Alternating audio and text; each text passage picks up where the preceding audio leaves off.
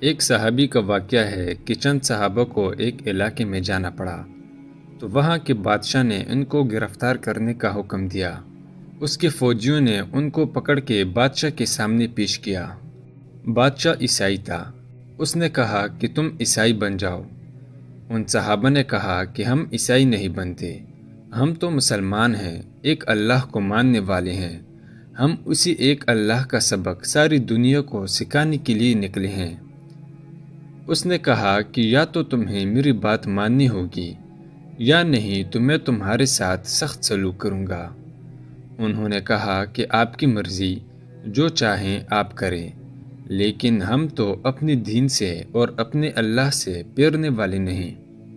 قرآن کریم میں ایک جگہ اللہ تعالیٰ کا ارشاد ہے، اے مسلمانوں، تم میں سے کوئی اگر دین سے پیر جائے تو اللہ دوسری قوم کو پیدا کر دے گا جو اللہ سے محبت رکھے گی، اللہ بھی ان سے محبت رکھے گا۔ معلوم ہوا کہ اللہ تعالیٰ کو ایسی قوم پسند ہے، ایسے مسلمان پسند ہے جو اللہ کی محبت میں چور ہوں، سرشار ہوں۔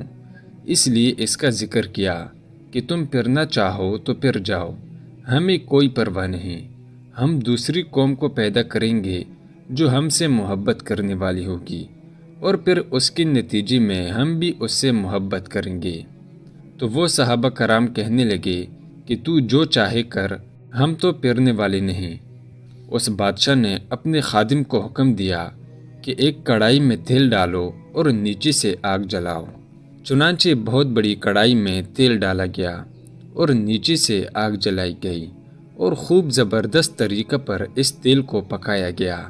جب وہ بالکل پک گیا اور کھولنے لگا تو اس نے ان دو حضرات میں سے پہلے ایک صحابی کو اٹھا کر اس میں ڈالنے کا حکم دیا۔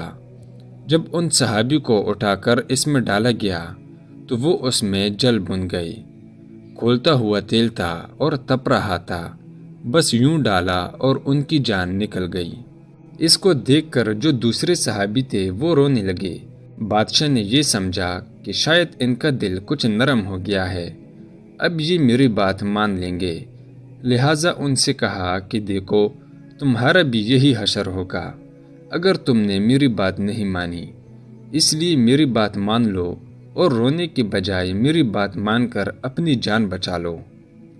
وہ صحابی کہنے لگے کہ تجھے دھوکہ ہو رہا ہے، میں اس لیے نہیں رو رہا کہ میں ان کی جان کو یوں نکلتی ہوئی دیکھ رہا ہوں، یہاں مجھے کوئی خوف اور کوئی دہشت یا وحشت نہیں ہو رہی، بلکہ میں تو اس لیے رو رہا ہوں کہ میں نے دیکھا کہ جو ہی ان صحابی کو اس تیل میں ڈالا گیا، ذرا سی دیر میں ان کی جان نکل گئی۔ تو میں سوچ رہا ہوں کہ مجھے بھی تو اس میں ڈالے گا، میری بھی اسی طرح جان نکل جائے گی، پھر میرے پاس اللہ کی محبت میں قربانی دینے کے لیے کوئی دوسری جان نہیں ہوگی، اس لیے میں رو رہا ہوں کہ ایک ہی جان ہے۔ اور کہنے لگے کہ اگر میرے پاس 100 جانیں ہوں تو میں یہ خواہش کروں گا کہ بار بار میری جان کو اس میں ڈالا جائے اور میں 100 مرتبہ اللہ کی محبت میں قربان ہو جاؤں۔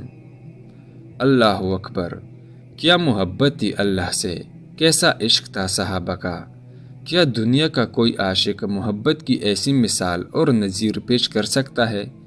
حدیث میں بھی آتا ہے کہ رسول اللہ صلی اللہ علیہ وسلم نے فرمایا، اس ذات کی قسم جس کے قبضے میں میری جان ہے، میں یہ چاہتا ہوں کہ اللہ کے راستے میں مجھے قتل کیا جائے، پھر زندہ کیا جاؤں، پھر قتل کیا جاؤں، پھر زندہ کیا جاؤں، پھر قتل کیا جاؤں۔ یہ اللہ کے راستے میں مرنا، اللہ کی محبت میں مرنا ہے۔